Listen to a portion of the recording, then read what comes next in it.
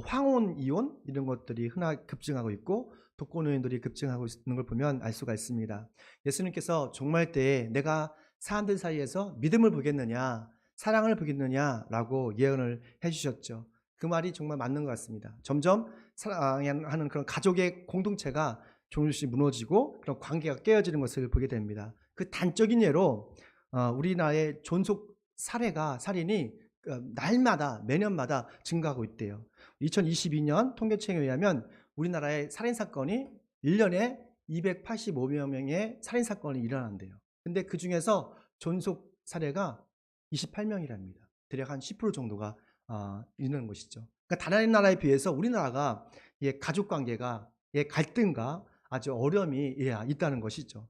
이 믿음의 생활에서 이 관계의 회복이 너무너무 중요해요. 믿음은 관계 회복이에요. 사실 하나님의 아들 예수님께서 이 땅에 오신 것도 하나님과 우리의 깨어진 관계, 무너진 관계를 회복하기 위해서, 그리고 사람과 사람, 가족과 가족의 그런 삐뚤어진 아주 갈라진 관계를 회복하기 위해서 이 땅에 오셔서 죽으시고 또 우리를 이롭게 하기 위해서 부활을 하신 것입니다. 그래서 예수님께서 이 모든 깨어진 관계를 회복하시고 사람마다 있는 그 담장을 허물어 주셨던 것이죠. 그렇다면 행복하고 건강한 이런 가족관계를 위해서 우리가 이게 필요한 것은 무엇일까? 함께 있습니다. 시작.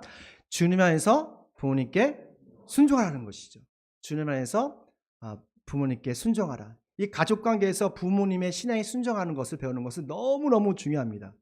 가족관계가 좋으려면 부모와 자녀관계, 자녀와 자녀관계 좋으려면 영적 권위에 순종하는 법을 배워야 돼요. 왜냐하면 부모의 영적 권위에 순종함을 통해서 우리가 성경적인 가치관과 세계관, 즉 세상을 바라보는, 세상을 판단하는 이 세계관과 가치관을 배울 수 있기 때문에 그렇습니다. 우리 1절 말씀입니다. 자녀되니 여러분 주 안에서 여러분의 부모에게 순종하십시오. 이것이 아멘. 우리 같이 읽어주시면 감사하겠습니다. 부모에게 순종하는 것은 여기 보니까 옳다, 바르다라고 말하고 있어요. 하지만 부모님의 말씀에 항상 순종하는 것은 그렇게 쉽지가 않아요. 제 경험을 말하면 참 그런 것 같아요. 우리가 부모님께 순종할 것이 있고 지혜롭게 판단해서 순종할 것이 있어요. 제 경험을 보면 우리 부모님께 맹목적으로 순종했으면 저는 평생 운전을 못했을 거예요. 제가 젊었을 때 아산으로 직장을 다녔는데 차가 너무 필요한 거예요. 제 월급으로 차를 사려고 했습니다. 근데 부모님께 맞으니까 야 네가 어떻게 운전을 해? 저 운전면허 있었거든요. 그러니까 차가 없어서 못한 것이지 할 수 있는 그런 능력이 있었는데 우리 부모님은 그런 거예요. 차 사면 큰일 나는 줄 알고 차가 있어야 운전을 하지 않겠어요? 근데 부모님이 반대를 하시더라고요. 차 사면 큰일 나는 줄 알고. 또 저는 만약에 부모님께 맹목적으로 복종했으면 평생 예수님을 알지 못했을 거예요. 우리 부모님은 불교 신자였거든요. 교회 가지 말아야 했거든요. 많이 싸웠거든요. 교회 가면 안 된다고. 근데 저는 그것을 어기고 교회에 갔어요. 그래서 우리는 주 안에서라는 말씀을 우리가 주목해야 돼요. 우리 말씀 보니까 주 안에서 부모님에게 순종하십시오라는 말씀을 하시잖아요. 이 말씀은 우리가 맹목적으로 부모님께 복종하는 것이 아니라 주 예수님 안에서 부모님의 신앙에 뭐하라는 거예요? 순종하는 거예요. 이 에베소 교회는, 이 에베소서는 사도 바울이 감옥에 있어서 로마 감옥에서 에베소 교인들에게 보낸 서신서입니다. 에베소서를 여러분 잘 읽어보시면 정말 에베소에 나온 많은 깊은 그 바울의 어떤 사랑을 볼 수가 있어요. 에베소 교인에 대한 하나님의 구원의 계획들, 그리고 그리스도의 넓고 높고 깊은 사랑, 그리고 모든 갈등과 분열을 하나로 묶는 그런 평화, 그리고 그리스도의 몸된 교회에 대해서, 그리고 성령으로 거듭난 새 사람에 대해서 너무 자세하게 말씀하고 있어요. 이것 중에서 사도 바울은 에베소 교인들이 하나님의 사랑을 받는 자녀로서, 하나님의 가족으로서 어떻게 살아야 할지를 알려주시는 것이죠. 그 당시 대부분의 그리스도인들은 복음 때문에 따돌림을 당했어요. 그리고 사회에서 차별받고 어려움을 겪고 있었습니다. 그렇기 때문에 그리스도의 자녀들도 이유 없이 학교에서, 직장에서 따돌림을 당한 거예요. 차별을 받게 된 거예요. 직장에서 술 먹지 않는다고 뭐라고 하고, 남들처럼 욕하지 않는다고, 비판하지 않는다고 뭐라 하고, 다른 종교를 인정하지 않는다고 뭐라 하고, 주일마다 함께 놀아야 되는데 교회 간다고 주변 친구들한테 직장에서 조금씩 따돌림을 당하고 아주 차별을 받는 것이죠. 그래서 그 당시 그리스도의 자녀들은 부모님의 신앙에 대해서 불편했어요. 불만했어요. 아, 왜 하필이면 예수를 믿어서 저를 이렇게 힘들게 하십니까? 라고 소리치는 거예요. 부모님께서 엄마 아버지가 예수만 믿지 않았으면 내가 이게 차별받지 않고 직장에서 아니 친구들한테 인정 받을 텐데 왜 하필이면 예수 믿어가지고 내 인생을 망치냐고 자녀들이 부모들에게 소리치는 거예요. 모리타니아의 무명의 그리스도인과 똑같아요. 지금 모리타니아에서는 그 부모님이 예수님 믿는 사람들이 있었대요. 근데 그 자녀들이 그것 때문에 따돌림을 당하고 있어요. 학교도 못 가요. 직장도 못 가요. 심지어는 신분증도 발급해주지 않는데요. 그래서 인신배매를 당하는, 그러니까 간과 장기를 떼어가는 그런 인신배매까지 당하는 수준에 와 있대요. 그 부모님이 예수님 믿는 것 때문에 그 자녀들이 엄청나게 피해를 받고 있는 거예요. 이런 극한 상황에서 성경은 주님 안에서 부모님의 신앙에 순종하라고 명령하고 있어요. 믿음의 사람 부모님에게 순종하라. 그러면 당장 우리가 손해를 보고 어려움 겪지만 반드시 하나님께서 하늘과 땅의 복을 주실 거다라고 말씀하고 있는 거예요. 창세기 22장에 보면 하나님께서 작심하시고 아브라함을 시험하시는데 여러분 다 아시는 내용이죠? 그의 사랑하는 아들 이삭을 번제물을 바치래요. 그 당시에는 인신 제사가 허용되었던 빈번했던 시대였습니다. 백세에 얻은 그 사랑스러운 이삭을 바치기 얼마나 어렵겠어요?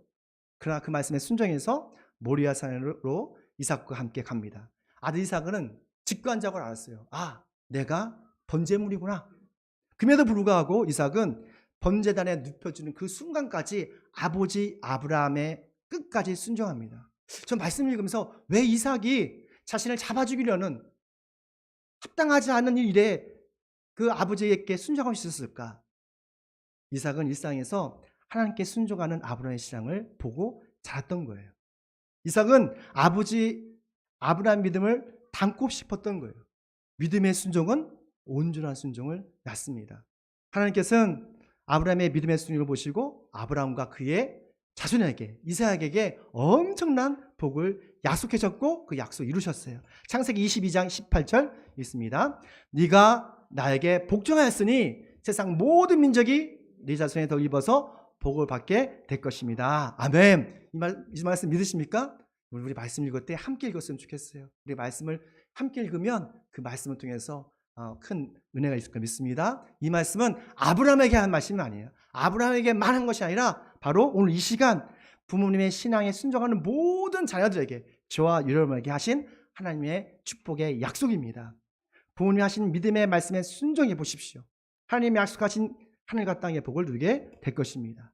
뿐만 아니라 우리가 성경에 보니까 일반적으로 부모님의 어떤 그 말씀에 순종해도 하나님의 큰 복을 받을 뿐만 아니라 쓰임을 받더라고요. 제가 그 사무엘 상하를 말씀 주면서 읽어봤는데 이스라엘 왕을 보면 정말 부모님의 순종하는 사람을 보게 돼요. 사무엘 9장에 보니까 사울의 아버지가 누구죠? 기스잖아요. 기스가 그 사울에게 부탁을 합니다. 아들아, 사울아, 너 잃어버린 안나기를 찾아와라. 여러분, 안나기를 어떻게 찾아요? 그러나 그 말에 순종해서 사울은 길을 떠나요. 종과 함께. 그 길을 막 가다가 누굴 만나요? 바로 하나님의 사람 사무엘을 만납니다. 그 사무엘 만나고 그의 인생이 완전히 변화됐어요. 또 사무엘 기상 16장에 보니까 사무엘이 새로운 왕을 찾기 위해서 베들레헴에 사는 이새의 집에 갔어요. 이새 집에 가서 이새의 아들이 8명 있었거든요. 근데 막내둥이가 누구냐면 바로 다윗이었어요. 다윗.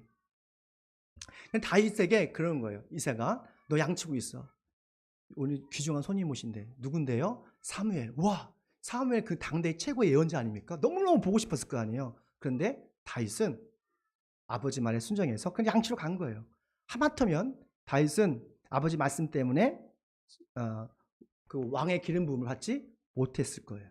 그럼에도 불구하고 하나님께서는 그 순종하는 다윗을 보고 주님께서 그 다윗 선택하셔서 하나님의 위대한 종으로 사용하는 것을 보게 됩니다. 여기서 우리가 알 수 있는 것이 있어요. 이 세상에서 웬만한 부모님의 어떤 말씀에 순종하면 뭘 받는다? 하나님의 귀한 쓰임을 받는다는 것이죠. 정말 사울과 다윗처럼 인생이 바뀌는 그런 복을 누리시길 축원합니다. 또 있습니다. 시작. 부모님을 공경함으로 복을 받으라 라고 말씀하고 있어요. 2절 말씀 함께 읽을게요. 네 부모를 공경하고 하신 계명은 약속에 딸려있는 첫째 계명입니다. 아멘. 이 공경하라, 티마오라는 헬라어인데 이 말씀을 사전적으로 찾아보니까 존경하다, 경외하다, 경배하다, 그리고 가치를 두다 라는 뜻이에요. 존경하다, 경배하다, 그리고 무시하지 않다는 거죠. 요즘 고딩 아빠, 고딩 엄마 이런 프로그램 있잖아요. 고딩 엄마 아빠가 된 사람도 있지만 일반적으로 부모님들은 나이가 많으시고 건강이 약하시고 또 재정도 어려운 분이 많습니다. 요즘 젊은이들은 그 나이가 든 분들을 꼰대라 해가지고 이렇게 좀 무시하고 있는 경향이 있는 것 같아요. 하지만 성경은 나이 든 사람, 부모님을 공경하라 라고 말하고 있습니다. 네 부모를 공경하라는 말씀은 하나님께서 십계명에 주신 말씀 중에 하나예요. 여러분 아시죠? 출애굽기 20장을 읽어보면 십계명이 쫙 나오잖아요. 이스라엘 백성을 구원하신 후에 우리가 어떻게 하나님의 백성을 살아야 할지를 십계명에 이렇게 압축해서 써주셨잖아요. 십계명의 정신이 정말 중요한데, 왜냐하면 그 안에 우리의 살아가야 하는 방법, 기독교 윤리가 담겨있기 때문에 그래요. 1계명부터 4계명까지 여러분 기억하십니까? 나 외에는 다른 신을 섬길 수 없다라고 말씀하셨어요. 두 번째는 우상을 만들지 말라라고 하셨어요. 그리고 주님의 이름을 함부로 부르지 말라, 도용하지 말라. 많은 사람들이 하나님의 이름으로 자기의 욕심과 야망 이루잖아요. 하나님의 뜻이야 하고 막 지르잖아요. 어떻게 이것도 죄악이거든요. 그리고 안식일을 구별해서 그렇게 지키라. 이 모든 것은 하나님과 사람과의 관계, 영성 관계에 대해서 말씀하고 있습니다. 그러니까 관계예요, 관계. 릴레이션십. 그리고 5계명부터 10계명까지는 사람과 사람에 대한 관계에 대해서 이야기하고 있습니다. 그 중에서 첫 계명이 뭡니까? 네 부모를 공경하라예요. 그러면 살인만 하지 말라, 가난하지 말라, 도둑질을 하지 말라, 네 이유 있을 것을 탐내지 말라 했어요. 근데 오직 5계명이었던 첫 계명만이 네 부모를 공경하라라고 했습니다. 그러면서 이 5계명의 그 첫 계명을 시작하면서 약속을 덧붙였어요. 함께 있습니다. 3절 시작. 네가 잘되고 땅에서 오래 살 것이다 라는 약속을 덧붙였어요. 그러니까 하나님께서 늙고 변약하고 연약한 네 부모를 공경하면 이 땅에서 복을 받을 거야, 하늘의 땅을 복을 받을 거야 라고 약속한 말씀은 오직 5계명, 네 부모를 공경하라 라는 말씀이 있는 거예요. 그럼 우리가 실질적으로 우리 부모를 어떻게 공경할 수 있을까? 일단은 여러분 입술로, 뭐라고요? 입술로 우리는 부모님을 공경할 수 있어요. 일상에서 부모님, 아유 어머니, 아버지 감사합니다 라고 할 수가 있어요. 그렇지 않습니까? 작은 일이라도 어머니 감사해요, 아버지 감사해요, 고맙습니다, 사랑합니다, 뭐 이런 말씀 하시잖아요. 우리 이것을 립 서비스를 합니다. 이것만 들어도 어떨까요?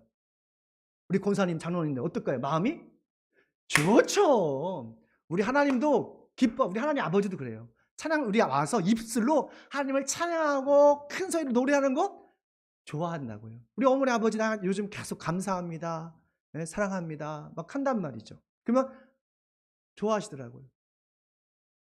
우리 자녀들도 그렇게 했으면 좋겠어요. 아빠 사랑해요, 존경해요.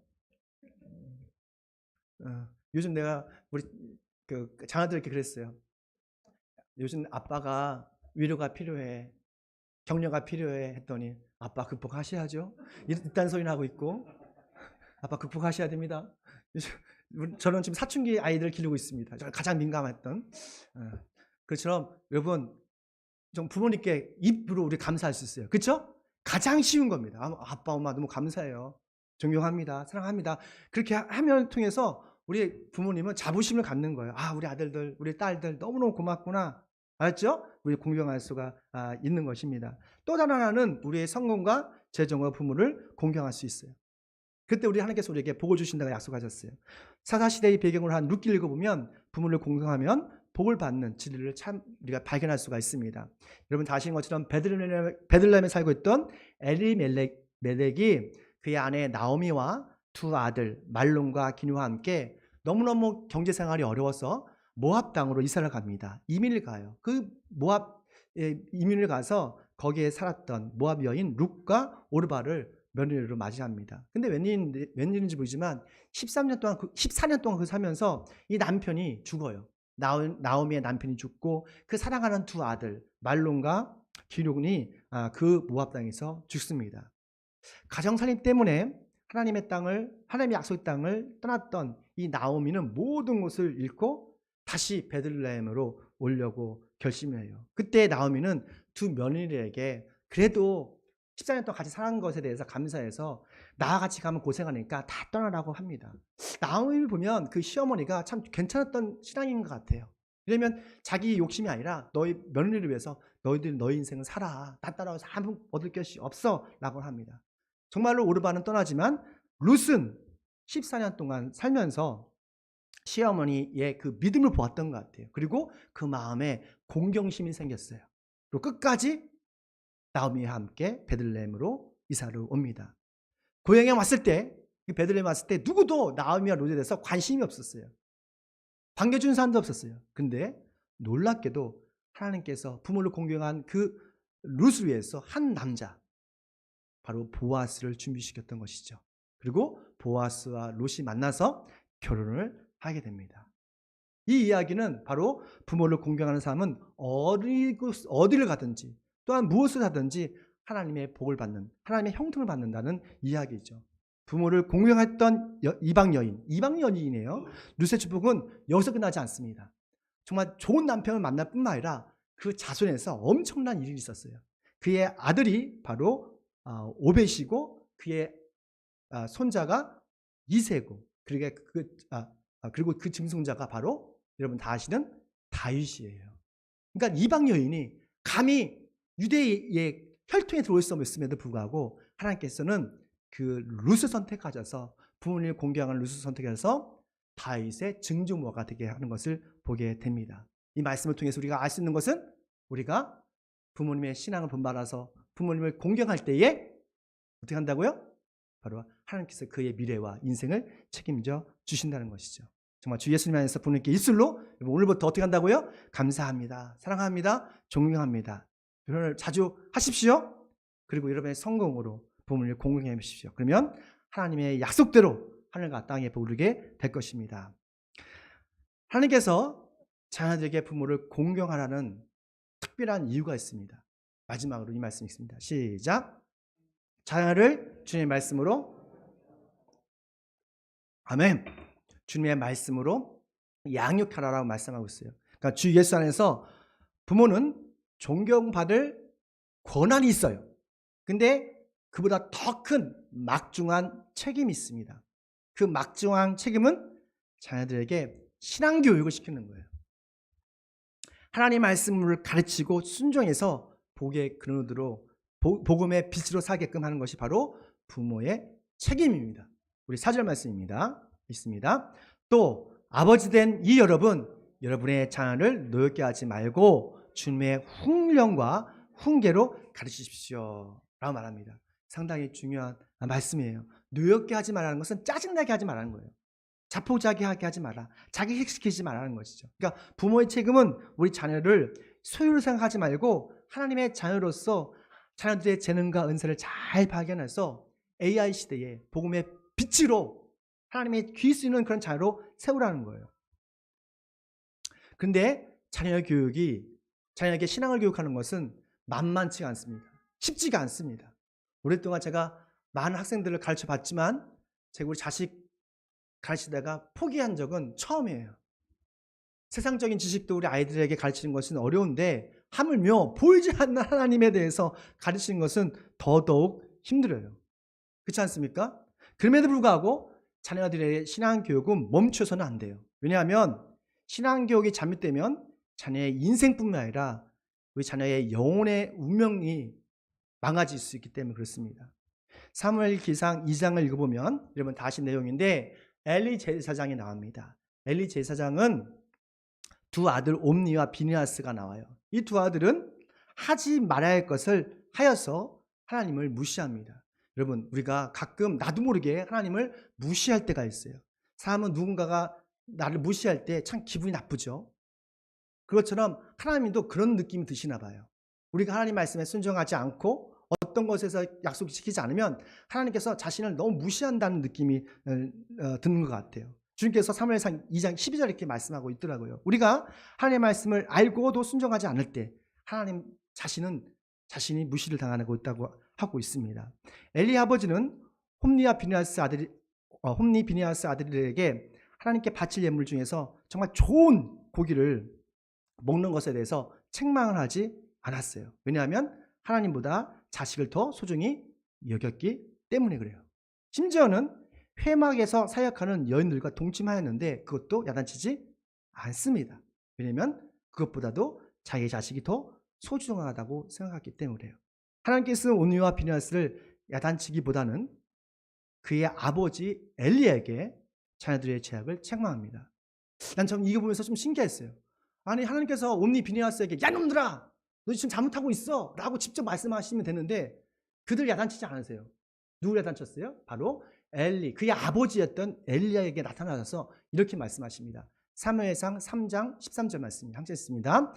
엘리는 자기 아들들이 스스로 저주를 받은 일을 하는 줄 알면서도 자식을 책망하지 않았다. 나는 그의 집을 심판하여 영영 없애버리겠다라고 합니다. 왜 하나님께서는 옴니와 비느하스에게 직접 말씀하지 않으시고 그의 아버지 엘리야를 책망하셨을까? 왜냐하면 하나님은 자녀의 신앙교육의 책임은 아버지 엘리 제사장에게 맡겼기 때문에 그래요. 영적 권위를 존중하시는 하나님, 모든 질서를 존중하시는 하나님은 엘리 제사장에게 자녀의 신앙교육을 맡기셨던 거예요. 하나님께서는 부모인 우리에게 자녀에 대한 신앙교육을 맡기셨어요. 자녀의 신앙교육은 자녀의 인생과 운명이 달린 문제이기 때문에 어떤 다른 교육보다 너무너무 중요합니다. 부모로서 우리 자녀에게 어떻게 바른 신앙을 할 수 있을까? 저도 항상 고민하거든요. 저도 정말 힘들어요. 저 목사인 저도 매일 선포하는 저도 이렇게 힘든데 여러분은 자녀 신앙교육이 얼마나 어렵겠어요. 그럼 어떻게 우리 자녀 교육을 시킬 수 있어요? 매주마다 자녀와 함께 뭐 해야 돼요? 습관적으로 교회에 나가서 예배를 드려야 돼요. 그냥 드리는 것이 아니라 마음과 뜻과 힘을 다해서 정말 열심히 찬양하고 말씀도 열심히 쓰면서 제가 어떤 집사님은 항상 말씀을 쓰시더라고요. 존경했어요. 깜짝 놀랐어요. 제 설교가 헛되지 않구나. 열심히 듣고 계시구나. 그걸 보면서 너무 감사하더라고요. 그래서 말씀을 더 잘 준비해야 되겠다라는 그런 생각을 했습니다. 여러분 매주일마다 힘드시겠지만 와서 하나님께 예배 드십시오. 그냥 드리지 말고 한번 온 거 마음과 힘과 뜻을 다해서 주님께 예배를 드리는 거예요. 그걸 보고 자녀들은 배우게 되어 있어요. 그리고 해야 할 것들과 하지 말아야 할 것들을 가르치십시오. 되게 중요한 말이에요. 해야 할 것들과 하지 말아야 할 것들. 그리고 십계명을 날마다 읽었으면 좋겠어요. 십계명을 자꾸 반복해서 읽으셨으면 좋겠습니다. 그리고 말씀카드, 말씀기도를 매일 읽고 묵상하고 나눠주십시오. 그리고 내년에 갈 선교여행도 좀 보내주십시오. 같이 가십시오. 그리고 자녀들이 하나님을 그렇게 되면 정말 우리 자녀들이 하나님을 알고 경험하게 될 것입니다. 마지막 창세기 18장 19절 읽고 말씀을 마치겠습니다. 함께 있습니다. 내가 아브라함을 선택한 것은 그가 자식들과 자손을 잘 가르쳐서 나에게 순종하게 하고 옳고 바른 일을 하도록 가르치자는 뜻에서 하신 것이다.